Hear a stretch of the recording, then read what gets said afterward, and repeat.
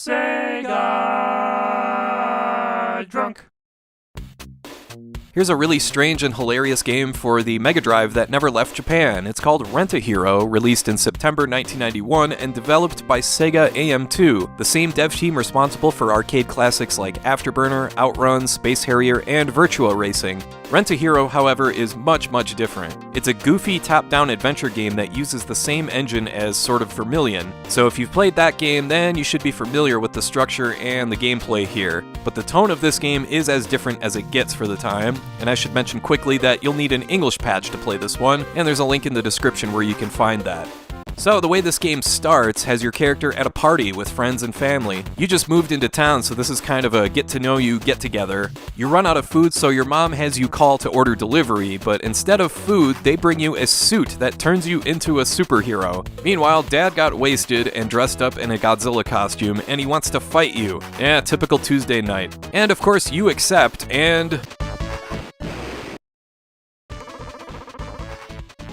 Okay, that's pretty dang funny. That really sets the tone for the entire game. It's a funny and self-aware game with lots of slapstick humor, both in the dialogue and in scenes like that. You meet all sorts of weirdos throughout this playthrough, like this guy here who makes a book float around the room. Okay, what the hell was that? There's also tons of tongue-in-cheek references to Sega throughout this game. Whoa, 16 bits of power! Genesis does, man! There's even an arcade you can visit that plays little snippets of music from games like Outrun and Power Drift.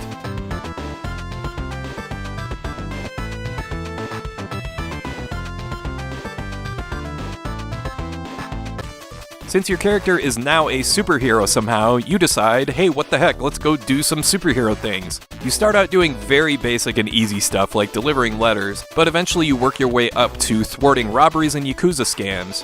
You check for new missions over the internet, and yeah, this dude has a PC and the internet in 1991. I guess there was a superhero Usenet group or something. You chat online with someone from a company called SECA, or Sega, as opposed to Sega, who gives you missions that you go out and do for money. You look for clues for how to complete some of these missions by talking to townspeople, and this is one of those games where you have to talk to everyone and do every little thing the game tells you to do. Like, even right at the beginning of the game, when you're told to call a restaurant to order food, the game doesn't do it for you. You actually have to go stand by the phone. Stuff like this can make this playthrough kind of tedious, but the sense of humor demonstrated throughout the script makes it worthwhile. Some typical adventure game stuff is here as well, like eventually you use the money you earn to upgrade your weapons and armor, but there's no experience points here, just money. You also have to manage your suit's energy meter, since it's draining automatically as you wear it while walking around. You do have the option of taking it off to preserve energy, but you get sucked into random battles here, and if you get stuck in combat without your suit, then you're as good as dead.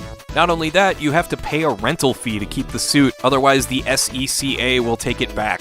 The combat transitions from this overworld here to a side-scrolling beat-em-up, similar to a game like Dragon View, but this is probably the most polarizing part of this game. The combat is not great. It's very limited, and the hit detection can be wonky. You can punch, jump kick, or use a special attack that you can purchase, but the latter drains your battery, so it's usually not worth it. The combat just feels unpolished. Again, it uses the same engine as Sword of Vermilion, so it has the same issues that game has. Some bosses in this game can kill you in a matter of seconds. It can be pretty ridiculous, and when you die, you restart from your hometown's hospital with half your money gone. At least there's eventually a battery save here that allows you to save at any point during the game.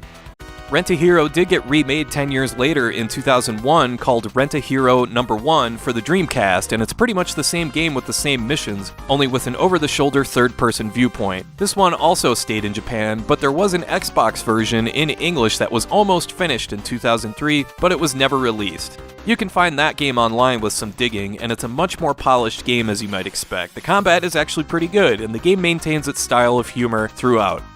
But yeah, as far as the original Mega Drive game goes, it's an uneven experience. The story is what carries the game, as I found myself playing through missions just to see what would happen next. The game does a good job of keeping you on your toes.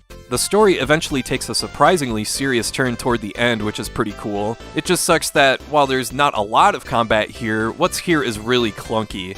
If you're a very patient person, this game can be a good experience, but if you're not, then you're not gonna like this one. Despite how frustrating this game can get, I still liked it, if only because it's so thematically different from anything else from the same time frame.